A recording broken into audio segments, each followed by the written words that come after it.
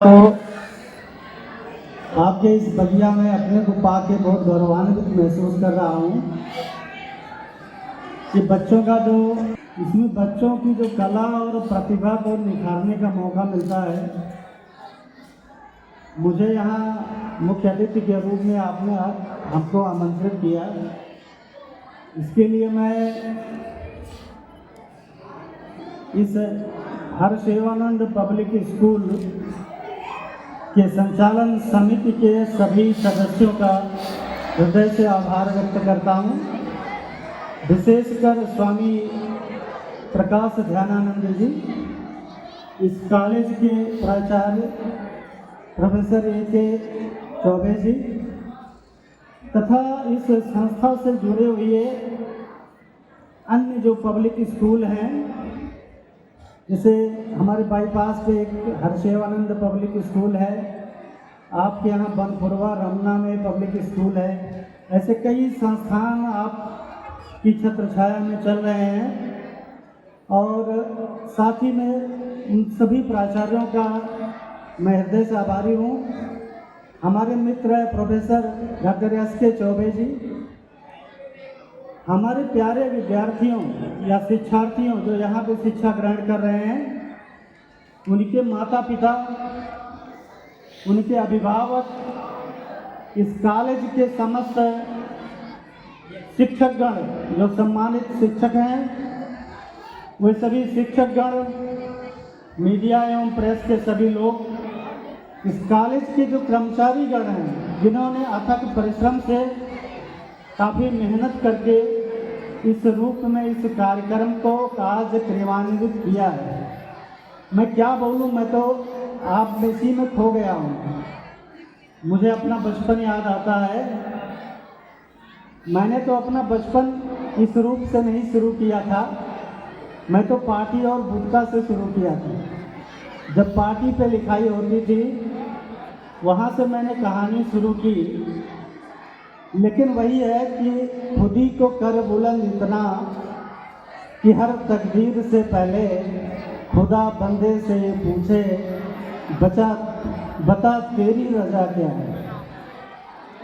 साथ ही मैं एक शेर और कहना चाहता हूँ आज, क्योंकि मेरी हॉबी है शेर और शायरी और कविता भी। मैं एक चिकित्सक हूँ और वो भी भारतीय चिकित्सा आयुर्वेद का चिकित्सक हूँ। अभी बच्चों ने यहाँ कुछ तो उसका प्रभाव हमारी संस्कृति पे ही नहीं, हमारी शिक्षा पे भी पड़ा, हमारी चिकित्सा व्यवस्था पे भी पड़ा। धीरे धीरे जो अब हमारी भारतीय सरकार है वो आयुर्वेद और अन्य जो परंपरागत चिकित्सा विधियां हैं उस पर ध्यान दे रही है। तो मैं आपके बीच को में ही अपने को पाता हूँ। आज ये शाम बहुत अच्छी है, रात है, तो उसी पे एक शेर कहना चाहता हूँ कि शाम के सांवले चेहरे को निखारा जाए, क्यों न सागर से कोई चांद उभारा जाए। मेहरबा तेरी नज़र तेरी अदाएं कातिल, तुझे किस नाम से दोस्त पुकारा जाए। ये उन दोस्तों के लिए है जो भी अपनी ज़िंदगी शुरू कर रहे हैं, जो प्राइमरी लेवल के हमारे विद्यार्थी हैं। उन्हीं से इस देश का अभी ज्ञान की बात हो रही थी, तो ज्ञान एक वो ज्ञान है जो पारलौकिक है और दूसरा ज्ञान है जो लौकिक है। पारलौकिक ज्ञान को बच्चा जन्म से लेके आता है या स्वयं ऊपर वाले ने कुछ उसको दिया हो। आप जैसे आपको पता होगा कुछ न कुछ शक्तियाँ या विभूतियाँ रही हैं जो उस ज्ञान से ओतप्रोत रही होंगी। आपने आइंस्टीन का नाम सुना होगा। आइंस्टीन कक्षा में जाता था, उसका मन नहीं लगता था। या आपने न्यूटन को देखा होगा, तो वो लोग सब पार्लो या जेम्स वाट का नाम सुना होगा। तो उनके पास वो कोई बहुत पढ़े लिखे नहीं थे, लेकिन ज्ञान था उन्हें। तो ज्ञान किस प्रकार का था?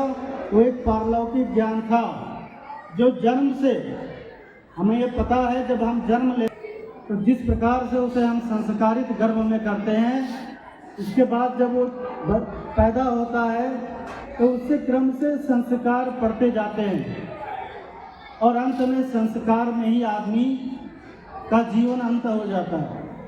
तो संस्कार से ही जीवन का निर्माण होता है और संस्कार से ही जीवन का विनाश भी होता है। कि कहाँ होगी, यहाँ हमने देखा कि गुरुकुला सिस्टम था उस समय, कि गुरुकुल में ज्ञान की परंपरा या ज्ञान का प्रवाह होता था। माता पिता अपने बच्चों को गुरुकुल में भेजते थे, तो जिस विषय के गुरु के पास भेजते थे वहाँ से वो शिक्षा प्राप्त करता था। आज वर्तमान समय में शिक्षा का प्रारूप बदल गया और संस्थागत जो ढांचा है शिक्षा का वो शुरू हुआ। मीन्स वो गुरुकुल सिस्टम आज इंस्टीट्यूशन में कन्वर्ट हुआ, जहाँ एक ही जगह आपको अनेक प्रकार के ज्ञान की प्राप्ति होगी, अनेक प्रकार की शिक्षा मिलती है। आपको फिजिक्स भी मिलेगा, बॉटनी भी मिलेगा, केमिस्ट्री भी मिलेगा, आपको आर्ट की शिक्षा भी कॉलेज एक ही संस्था के नीचे मिल रही है। अनेक प्रकार के गुरु उसके लिए नियत हैं।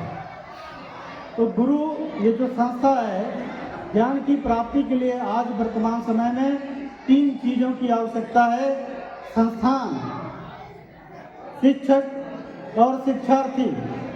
ये 3 मिलके हमारी ज्ञान परंपरा और उसके विकास के मार्ग को प्रशस्त कर रहे हैं। तो संस्थान आपको जो भी बेसिक नीड है, जो बेसिक चीज़ें हैं उसको प्रोवाइड करता है। साथ ही वो आपकी जो क्रिया विधि है शिक्षक और छात्र को कि उसको भी मॉनिटर करता है। तो ज्ञान के बारे में पढ़ा, ज्ञान से मिलता क्या है? तो कहते हैं कि विद्या ददाति विनयम। कहा गया विद्या ददाति विनयम, विद्या से विनय